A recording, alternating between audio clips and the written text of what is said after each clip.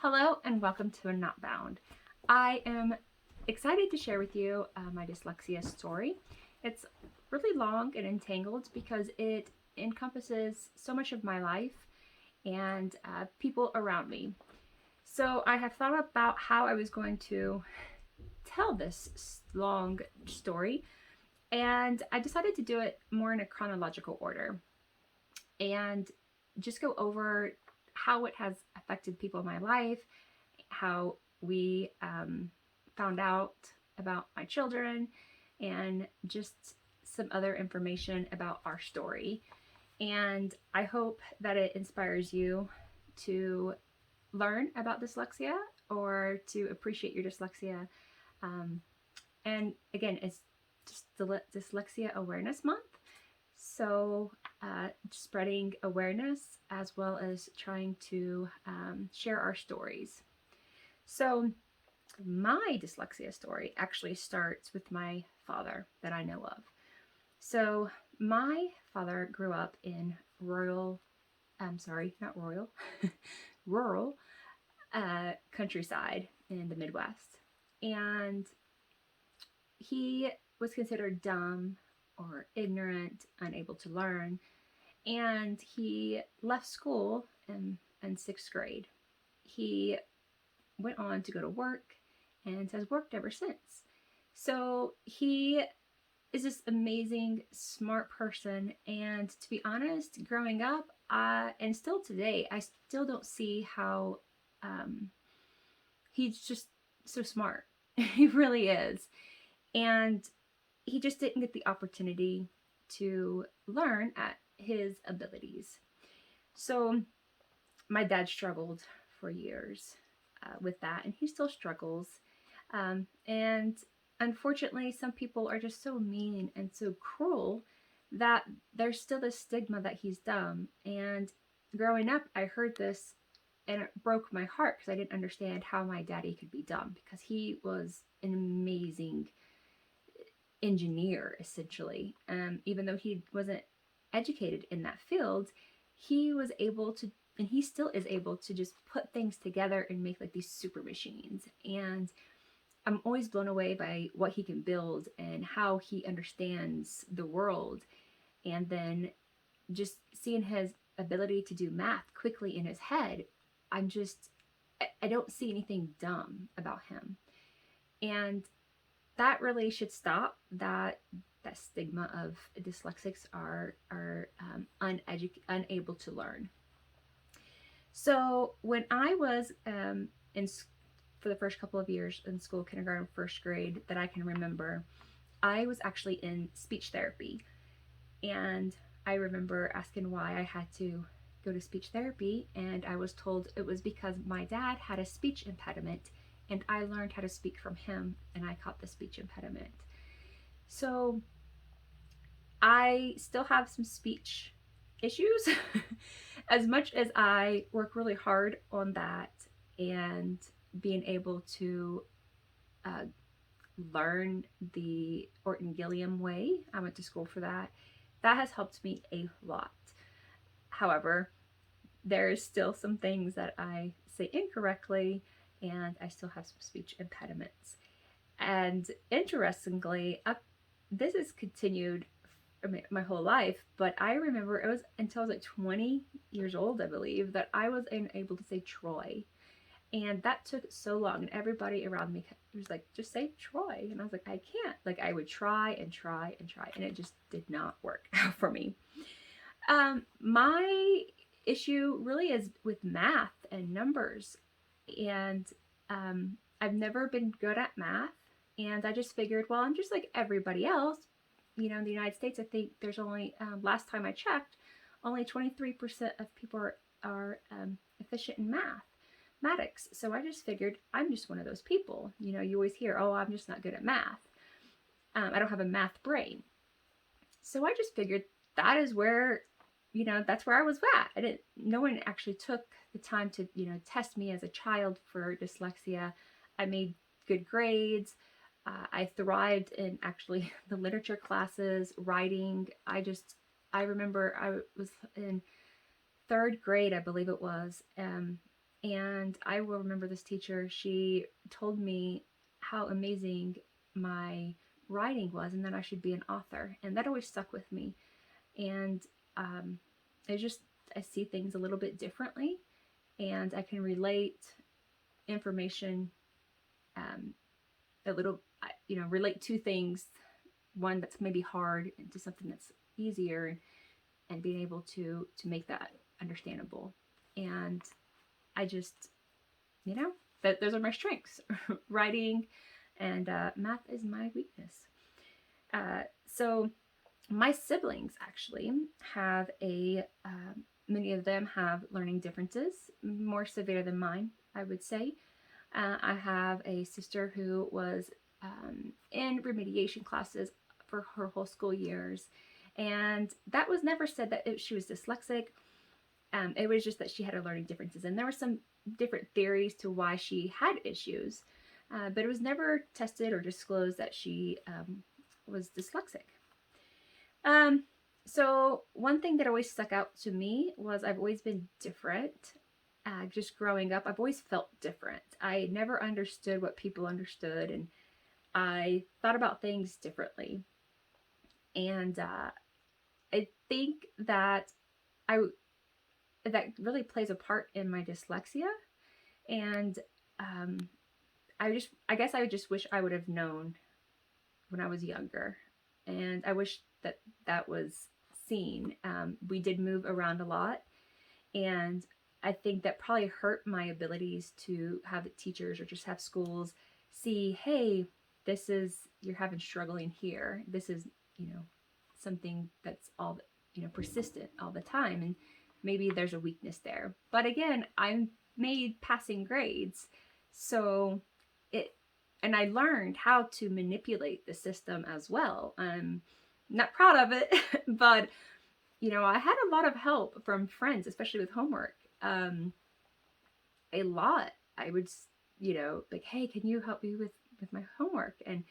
Or we would do it together. And I didn't really understand the information. I was just copying, essentially. And so I really wish that I had the opportunity to know and maybe seek help, but I passed. So when I had children, this is really where it started to kind of come into that there's a family learning difference. So my son, Ty, was just the smartest little 2-year-old, 3-year-old I had ever met. Just this big world, like puzzles. Like, I mean, he was doing like 500 piece puzzles, like at 5. I mean, I was just always amazed. He just, Legos, just building constantly, and just so much just logic and building and sequencing, just above where he should have been at that age. And he went through speech therapy. I think it was 2 to 4 years old. And the way that they described it to us is the reason why he needed speech was because his brain thought faster than his lips moved. So his brain was thinking faster than he was able to point, to speak, essentially. And so now looking back, I'm like, oh, those were the very first signs that I should have been paying attention to, but I didn't know I should look for anything. Zoe was born, and she was an early walker. She, always into everything. A climber, just always. She was my mover. She was definitely into everything, and just loved playing with her brother. And when we lived in Texas, she went to a wonderful preschool. She was about 4 years old, 3 or 4 years old. And this is where they're really looking at writing. And she was practicing her name. And I remember her teacher, she said, hey, Zoe is not able to write as nicely, or able to write her name. This is things that we're working on. And, obviously she's really young at this point. So there was not a whole lot of like stress over that. Like, okay. So we practiced holding the pencil, and Um, she was always bright and she had fun, and there was no other thing that I would have been like, oh, we have a problem here. So, but that was probably one of the first signs, I guess, is that after working with her for so long, her teacher was just not able to get her to hold or write shapes or her the letters of her name. And then we decided to homeschool when Zoe was in kindergarten. When she first started out, we had used a program that was very difficult, and she wasn't picking up at the pace that I was told she was supposed to pick up at. And so this was very, very frustrating for all of us. Lots of crying for both of us, lots of tears, and I think I was like, okay, I can't do this. This is I can't teach her. I was able to teach Ty how to read, but I'm not able to teach her how to read. And this struggled for the first grade as well. And so we kind of stopped putting so much focus on reading and writing, and we just tried to just learn naturally, curiosity, because very curious always, both of my kids just super, super curious about everything. And so there was so much learning happening that I was like, okay, I want learning to be fun, and we're not going to be so hard on learning to read, but we're going to try to work on phonics. And so we did that, and we did that until she was in second grade. And at second grade, she was still not where I was told she was supposed to be. Let's put it that way. And she was just so smart that I thought, okay, well, she just needs help from someone else. And so we decided as a family to put them in public school. And it was a great public school. It was a small school, great ratings, fantastic teachers. And when we enrolled her, I think it was maybe a couple of weeks after they had started school. And they said, well, she's very behind, but it's probably because she is homeschooled. She was homeschooled. And I was like, well, my son was homeschooled and he's not far behind, but I kind of let it go. And after the year, we were on our way up to Alaska to live. And at the end of that school year, for the whole year, she was in remediation. And they kind of came to us and was like, well, there's something wrong with your child. She's the only child that has not increased her ability to read, to do math, or anything of that. And that was so heartbreaking. I didn't know what to expect of that. What does that mean? What's wrong with my child? I mean, why can't she learn, And that was very stressful, to say the least. And I just looked at her and I was like, but she's so smart. She can't do things on paper very well, but she's so smart. And we decided, well, when we went to Alaska, we lived in a very remote area and we just weren't able to get testing. I didn't even know what to request. And I did have a couple of people up there that said, maybe she's dyslexic. And I was like, oh no, she's not dyslexic. I didn't know what dyslexia was, to tell you the truth. I just like, oh no, she's not. And I was like, well, maybe not. I really didn't know. And we lived there almost a year. And as soon as we got back to the lower 48s, first thing I did was to find an educational psychologist. I didn't know what I was looking for. I was just calling random places and trying to say, hey, I need someone to test my child. She's not learning in the way that she should be, and I don't know what to do. And so after calling for probably weeks, I finally got a hold of somebody who was like, oh, you need to call this place and you need to ask for this doctor. And I got her in, and it's a test. It was 3 different days for about 2 hours. And at the end, you meet and you get the diagnostic report. And so I remember the educational psychologist, she was like, she has dyslexia with the slow processor. And I didn't know what that meant. I just cried because I was like, what does this mean? Like, what, is my child going to be okay? This was so,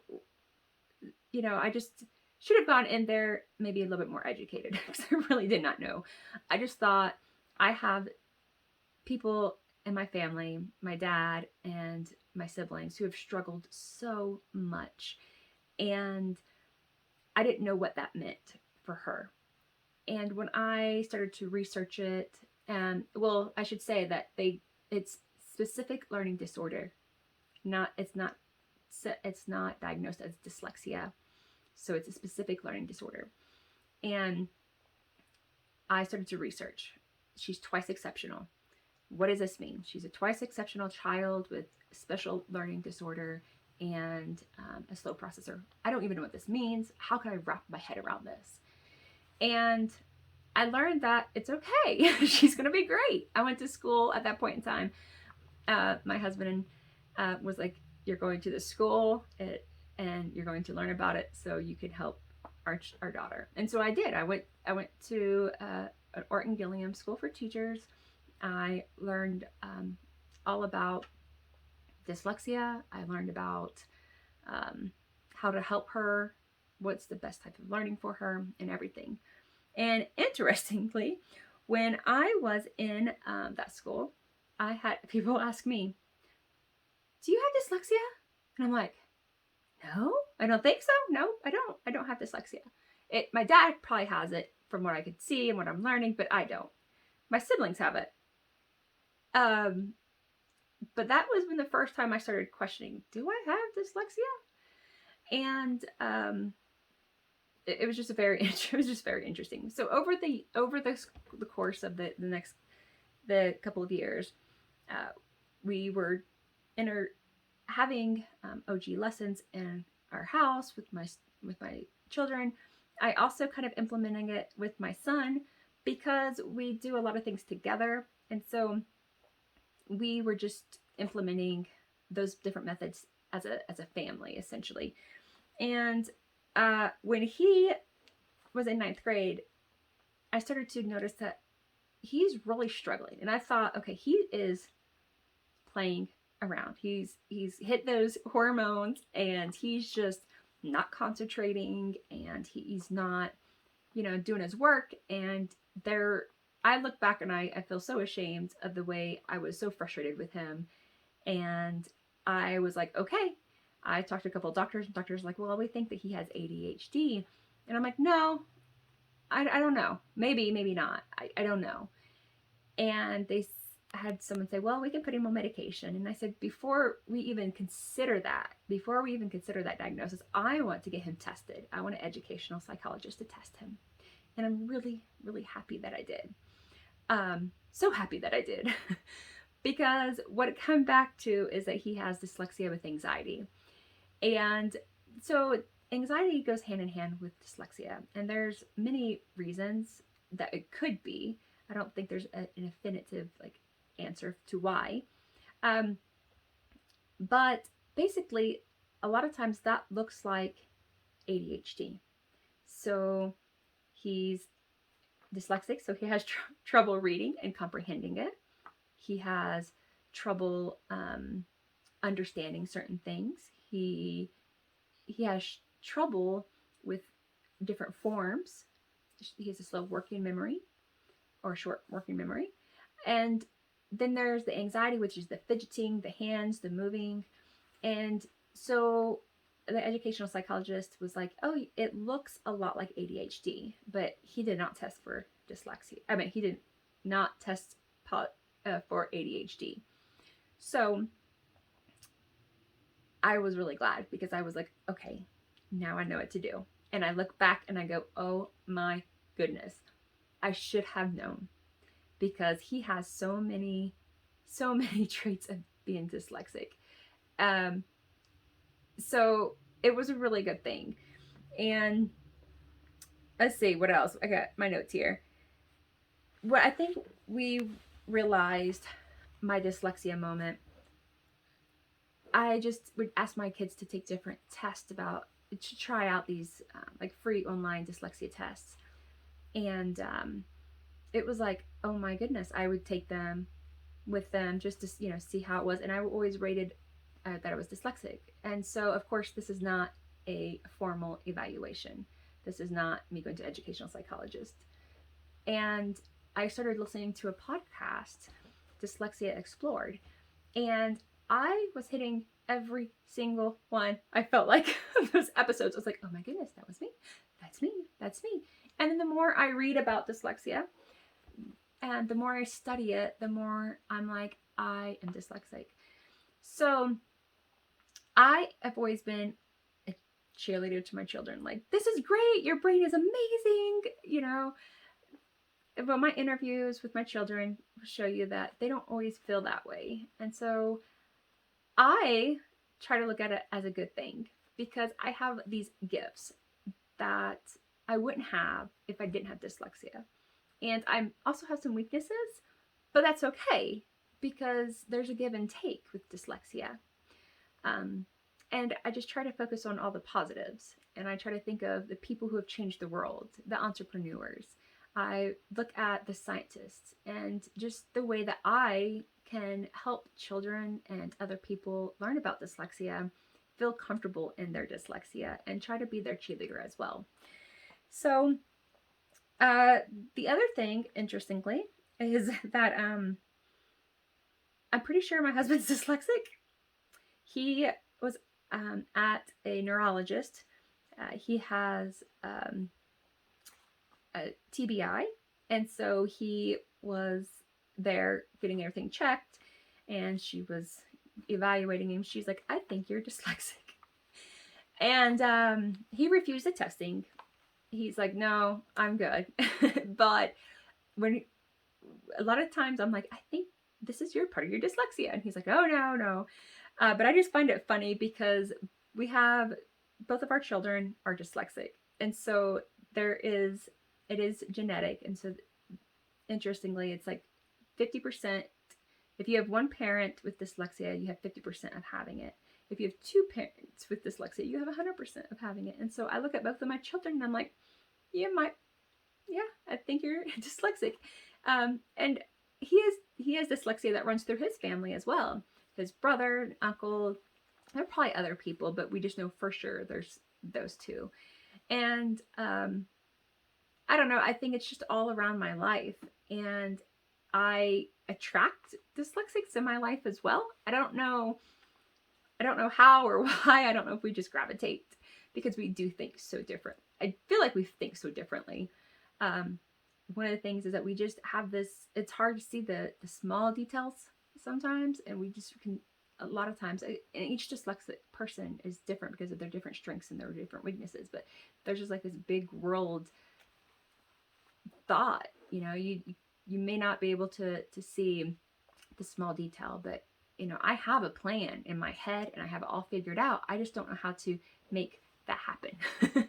So like when it came to my garden, I was like, okay, this is how I want my garden to be. This is how we're going to do it. And my husband's like, okay, how are we going to do it? And I'm like, I don't know. And I just go in and I'm like, let's do it. And I realize there's lots of hiccups there. I am not the greatest. Everyone in my seems like my life is really good at building and like the engineering part of it. That's not me. I have definitely put bookshelves upside down and like turned around multiple times. Instructions confuse me. Oh my goodness. Instructions really confuse me a lot of times. I will read it and I'm like, I don't understand that. And so the way we function, I feel like, is there's just certain things that we have learned about ourselves. We know our strengths and we know our weaknesses, and we use our strengths to help our weaknesses as much as we can. And just being open about who we are and saying, you know what, this is going to be difficult for me. And I need these accommodations, or I need this to help me.